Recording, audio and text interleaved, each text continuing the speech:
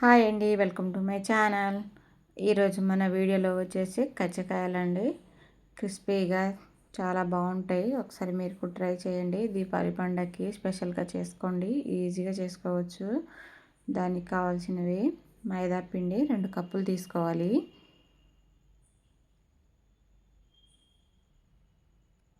రెండు కప్పుల మైదా పిండికి 2 స్పూన్ల సూజీ ఉప్మా రవ్వ తీసుకోవాలి. పావు టీ స్పూన్ సాల్ట్ తీసుకొని ఇలా కలుపుకోవాలి.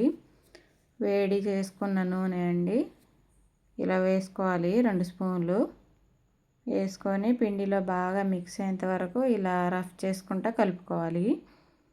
చూడండి, నేను ఎలా రఫ్ చేసుకుంటా కలుపుతున్నానో అలా కలుపుకోవాలి. పిండి మొత్తాన్ని మనం ఉండగడితే ఇలా ఉండలా ఫామ్ అవ్వాలి. అప్పుడే మనకు పిండి పర్ఫెక్ట్గా వస్తుందండి. ఇప్పుడు కొంచెం కొంచెంగా నీళ్లు చల్లుకుంటూ పిండిని చపాతీ ముద్దలా కలుపుకోవాలి. మరీ సాఫ్ట్గా కలుపుకోకూడదండి, కొంచెం గట్టిగానే కలుపుకోవాలి.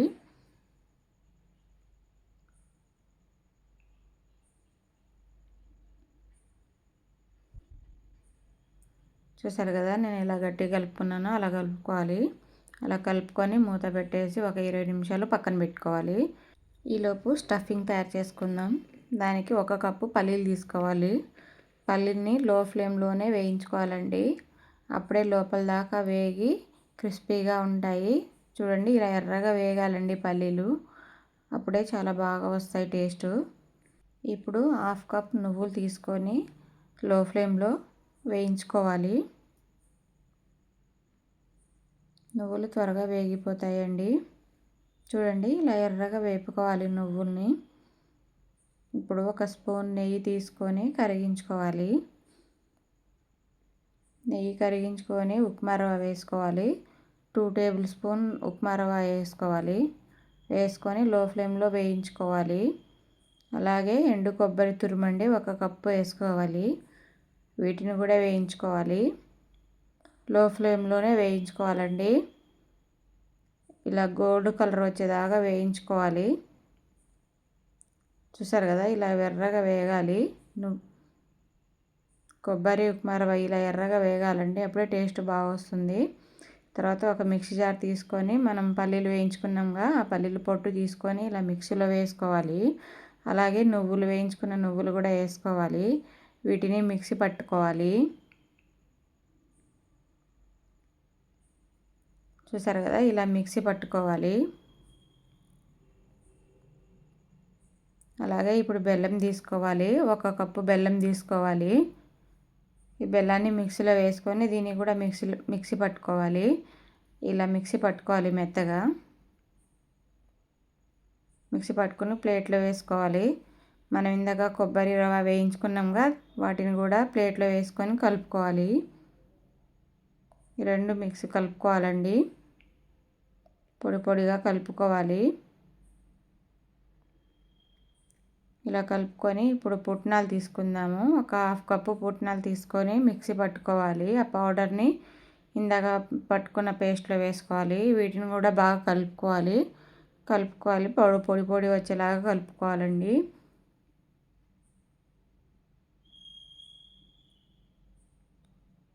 చూసారు కదా, ఇలా పొడి పొడి వచ్చేలాగా కలుపుకోవాలి.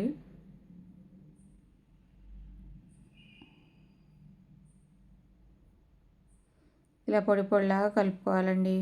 ఇప్పుడు పిండి చూసుకోవాలి. పిండిని మరొకసారి 2-3 నిమిషాలు మర్దన చేసుకోవాలి. చేసుకొని ఒక చిన్న నిమ్మకాయ అంత ఉండ తీసుకొని మనం చపాతీలాగా చేసుకోవాలి. పొడి పిండిలో డిప్ చేసుకుంటా పొడి పిండి చల్లుకుంటా చపాతీ చేసుకోవాలి.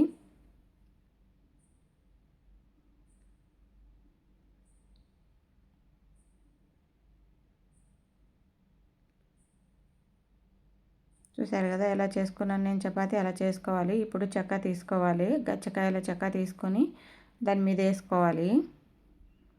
వేసుకొని మనం స్టఫింగ్ తయారు చేసుకున్నాక ఆ స్టఫింగ్ వేసుకోవాలండి. స్టఫింగ్లో యాలకుల పొడి వేసుకొని కలుపుకోవాలి. 1/2 టీ స్పూన్ యాలకుల పొడి వేసుకొని కలుపుకోవాలి.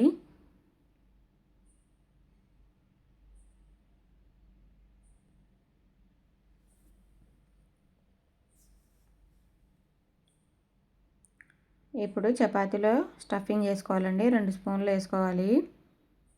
మీకు ఎంత కావాలో అంత వేసుకోండి. ఇప్పుడు చపాతీకి చుట్టూరా వాటర్ రాసుకోవాలి. ఎడ్జ్కి చుట్టూరా వాటర్ రాసుకోవాలండి.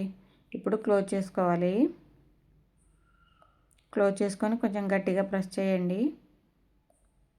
అప్పుడే మనకు చివర్లకు కట్ అవుతాయి.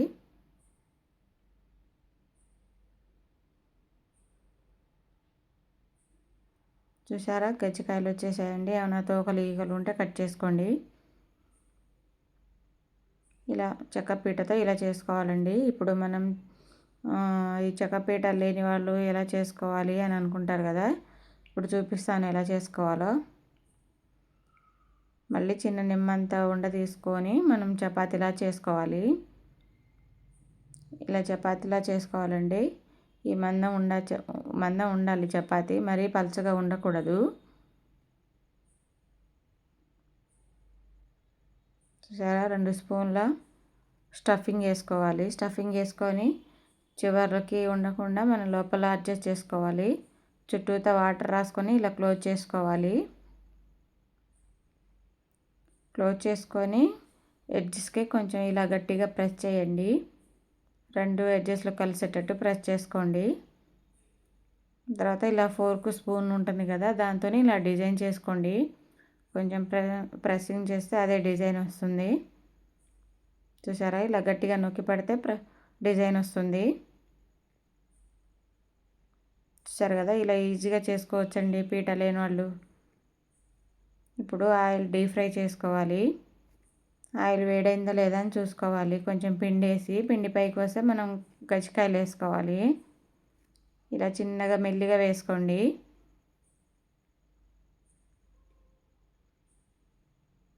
చూసారా, ఒకవైపు వేగిన తర్వాత ఇంకొక వైపు టర్న్ చేసుకోవాలి.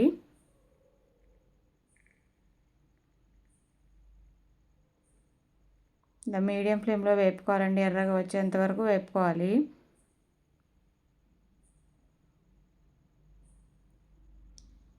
చూసారు కదా, ఈ కలర్ రావాలండి. ఎర్రగా వేగాయి కదా, చాలా బాగా వస్తాయి. ఒకసారి మీరు కూడా ట్రై చేయండి. చూసారా ఎంత బాగా వచ్చాయో. సింపుల్గా చేసుకోవచ్చండి. మరోసారి చూపిస్తున్నాను చూడండి. చూసారా, ఇలా నెమ్మదిగా వేసుకోండి ఒక్కొక్కటి. చూసారా ఎంత బాగా వచ్చాయో. చాలా బాగుంటాయండి. ఈ దీపావళి పండగకి మీరు కూడా ఇంట్లో ఒకసారి ట్రై చేయండి. అన్నీ ఇలా వచ్చాయండి. నాకైతే 30 దాకా వచ్చాయి. ఒకసారి మీరు కూడా ట్రై చేయండి. ఎలా ఉన్నాయో నాకు కామెంట్ రూపంలో తెలియచేయండి. చూడండి, చూపిస్తున్నాను. చాలా బాగుంటాయండి. పైన క్రిస్పీగా, లోపల సాఫ్ట్గా, చాలా జ్యూసీగా ఉంటాయి. ఒకసారి మీరు కూడా ఇంట్లో ట్రై చేయండి. సబ్స్క్రైబ్ చేయండి, కామెంట్ చేయండి, లైక్ చేయండి, షేర్ చేయండి. మీ ఫీడ్బ్యాక్ని నాకు కామెంట్ రూపంలో తెలియచేయండి. బాయ్.